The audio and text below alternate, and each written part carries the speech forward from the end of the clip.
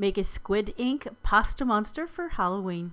Let's see what's cooking. It's time for yoyomax12. Hello everyone. First thing we're going to do is make the pasta. So that's 3 whole eggs, 2 egg yolks, a teaspoon of salt, and you'll need about a tablespoon of squid ink.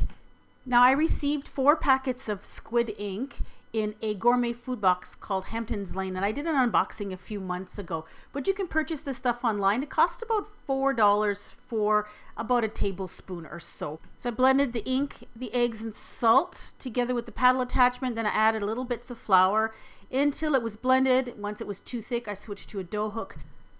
I kneaded it a little bit with the hook attachment, but I prefer doing the final bit of kneading with my hands because you can really feel if you've reached the right texture that way.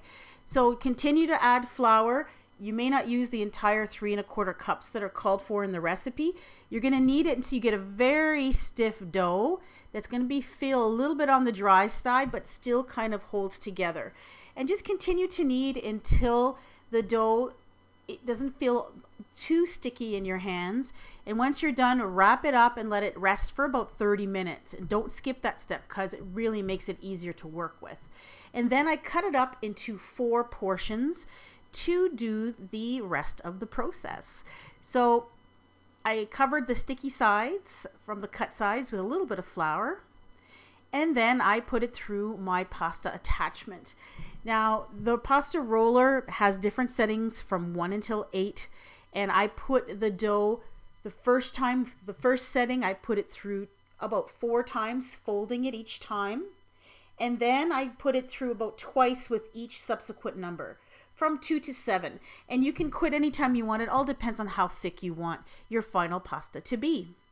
So you continue rolling it through the pasta roller until it gets to be nice and thin. And I continue to sprinkle with a little bit of flour as I go, just to make sure that it doesn't stick. And then finally, when you get the thickness that you want, you put it through your spaghetti or linguine or whatever kind of cutter that you want to use. I chose spaghetti for this, and then I put them on a pasta drying rack until I was ready to cook them. This pasta drying rack also came in the Hampton's Lane box. It was called the pasta box. And then I prepared the sauce ingredients: 1/2 cup of butter, 1/2 cup of shredded Parmesan cheese, a couple cloves of garlic that have been crushed, and 2 tablespoons of fresh basil that's been chopped. Just stirred that together and set it aside. It's better if you use this kind of a clear sauce on this particular pasta, just so that you can see the color well. So I put in 1/2 cup of chopped up sun-dried tomatoes as well as the pasta into the pot and cooked it until the pasta was ready. Doesn't take long. Fresh pasta cooks really, really quickly. And you can see the lovely black color of this pasta. It turned out really well. Then you drain it and add in that butter mixture and just toss it all together until the butter is melted, and then serve it immediately. Now, just a quick note here, the amount of pasta you see in this pot is only half of the pasta that I made. I turned the other half into linguine noodles. I let them dry a little bit, and then I put them in the freezer for another day. Now you can serve this pasta all on its own and just call it witch's hair or witch's armpit hair or whatever you want to call it. What I did is I bought mozzarella cheese slices. I cut them out with a cookie cutter and then just added a couple olives for eyes. And then you can even fool around with the little sun-dried tomato pieces and make smiles or devil horns or eyebrows or whatever you'd like to do. The pasta itself tastes like homemade pasta. You don't taste that squid ink in there. Basically, it just adds color to the recipe. And the sauce itself is just a nice light cheesy Parmesan garlicky type of a sauce. Goes perfect with this particular pasta. Hope you give this one a try.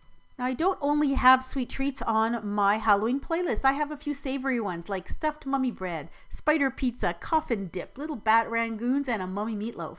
If you want to check out this playlist and look at these recipes, go ahead and click on the yoyomax12 in the center of the screen, click on the little eye that you might see there, or check for a link in the description box below. Thanks for watching.